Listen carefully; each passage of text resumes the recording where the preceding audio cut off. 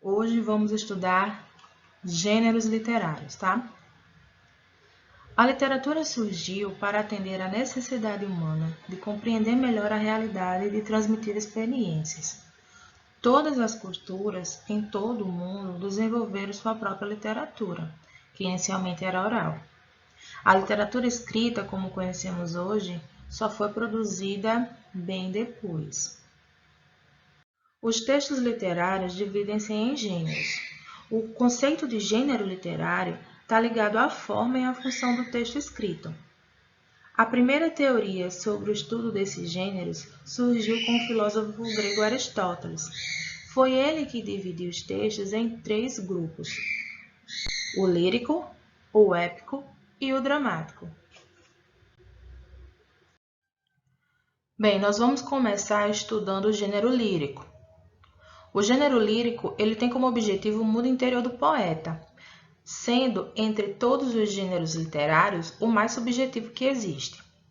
Nele há uma voz central que exprime suas emoções e reflexões, expressando-se por meio de poemas que, na época de Aristóteles, eram relativamente curtos e caracterizavam-se mais pela exploração de sentimentos do que pela narração de acontecimentos, o que era próprio da poesia épica.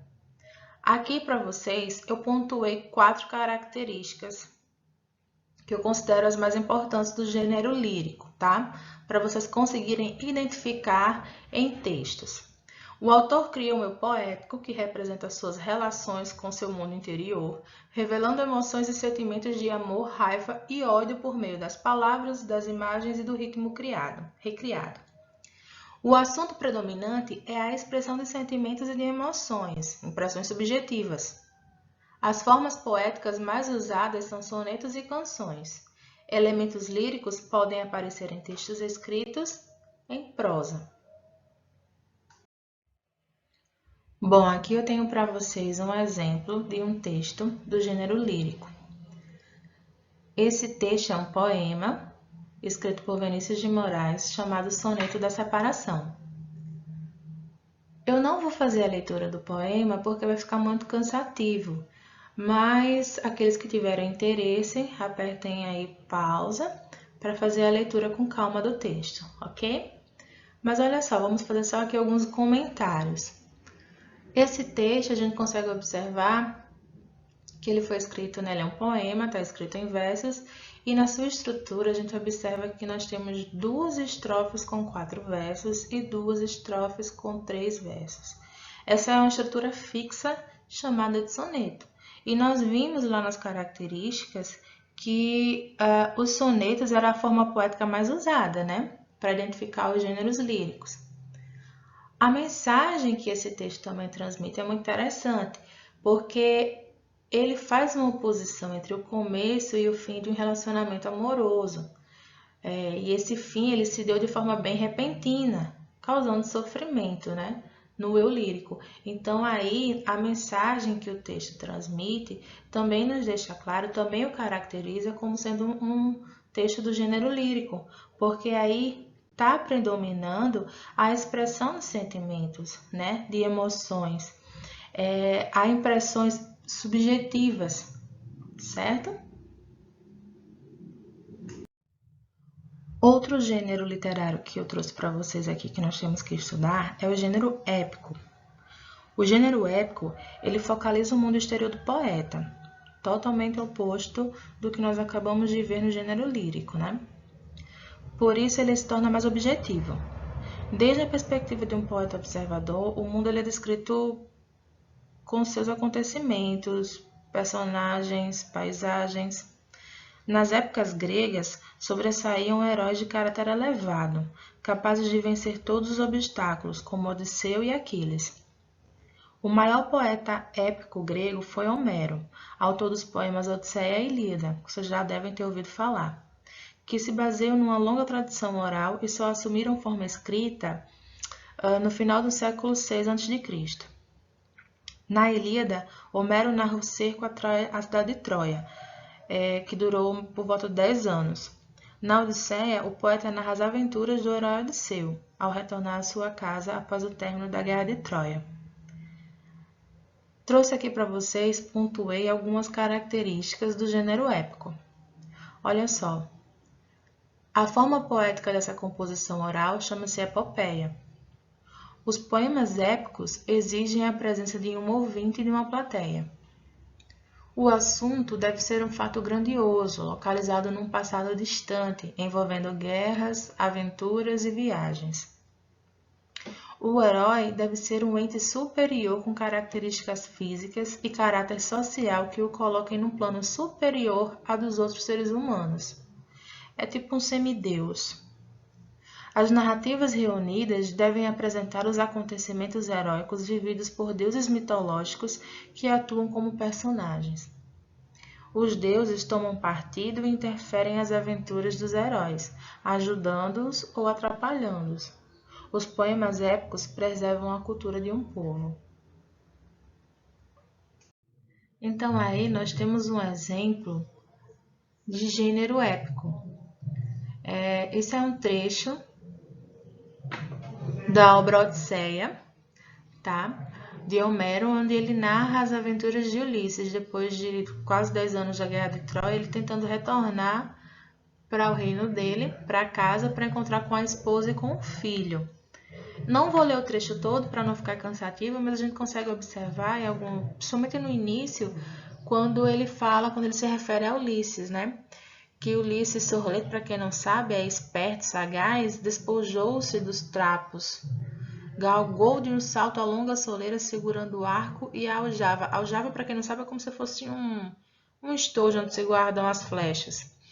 Despejou a seus pés as setas ligeiras e disse aos pretendentes: essa árdua competição acabou afinal. Agora visarei outro alvo, que ainda homem nenhum atingiu. E espero acertar se Apolo me der essa glória. Então ele colocou até aí o deus Apolo, né, no meio da história. Esse trecho, ele fala da volta de Ulisses quando ele finalmente chega ao seu reino e ele se depara com vários pretendentes à mão da esposa dele, né? Então ele já chega falando dessa forma. Então aí é um exemplo de texto épico que eu trouxe para vocês. Olha, galera, outro gênero literário é o gênero dramático. Desde a antiguidade era muito comum as expressões, as emoções humanas, elas serem representadas, tá? Assumindo a forma teatral de tragédia ou de comédia. As diferentes formas de exprimir as interpretações do mundo compõem o gênero dramático, que se desenvolve sempre no palco para espectadores. Eu pontuei aí para vocês algumas características desse gênero dramático. Olha só. O texto é escrito para ser encenado no teatro diante do público. Pode ser produzido em verso ou em prosa. A ação do texto é concentrada em momentos decisivos e em situações determinadas. A descoberta da verdadeira identidade, o sofrimento de um personagem, a vingança de alguém. O mundo representado mostra-se por meio dos diálogos, criando uma sequência de cenas e relações de causas e de consequência. O texto escrito para ser representado traz instruções à parte para o diretor da cena. As principais formas de manifestação do gênero dramático são a tragédia e a comédia. A tragédia é de origem grega e apresenta os conflitos humanos, provocando a reflexão sobre o sentido da existência. A comédia surgiu na Grécia Antiga e estava vinculada a uma festa popular profana, a colheita. Eram usadas máscaras como forma de representação, buscando provocar o riso por meio da criatura. Então, o gênero dramático nada mais é do que, a gente pode dizer que é o que nós estudamos como texto teatral, tá? Olha só, eu trouxe para vocês um exemplo do gênero dramático. A gente pode observar que esse gênero dramático ele é o que nós chamamos, por exemplo, quando nós estamos estudando redação, o texto teatral, né? Ele apresenta bem essas características, tem os personagens, as falas, tem as rubricas, tá bom? Esse exemplo, é um trecho, é um fragmento só da obra O Alto da Compadecida. Esse fragmento aí, lembrando que o Alto da Compadecida é de Ariano Suassuna, e ela foi encenada pela primeira vez em Recife, num teatro de Santa Isabel, lá para o ano de 1956.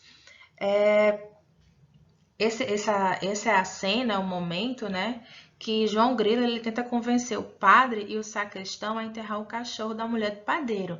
Então essa cena todo mundo conhece, todo mundo já viu, porque essa obra ela já foi adaptada para o cinema e para a TV. Né? Então, assim, eu não vou ler porque não há necessidade, eu quero mais que vocês vejam mesmo, percebam como é a estrutura de um texto do gênero dramático, ok? Bom, pessoal, então por hoje é só isso, tá? Nós vimos os conceitos de gêneros literários, vimos os tipos, né, os grupos, como Aristóteles ele dividiu esses grupos literários em gênero épico, lírico e dramático. Mostrei para vocês aí alguns exemplos e no final desse vídeo tem algumas atividades para vocês fazerem, tá? Tem atividade extra, tem atividade do livro e em caso de dúvidas é só entrar em contato comigo pelo e-mail que está aí, usando esse e-mail que está aí para vocês no vídeo, estudocomplementardelinguagens@gmail.com, tá? Beijos e até a próxima videoaula.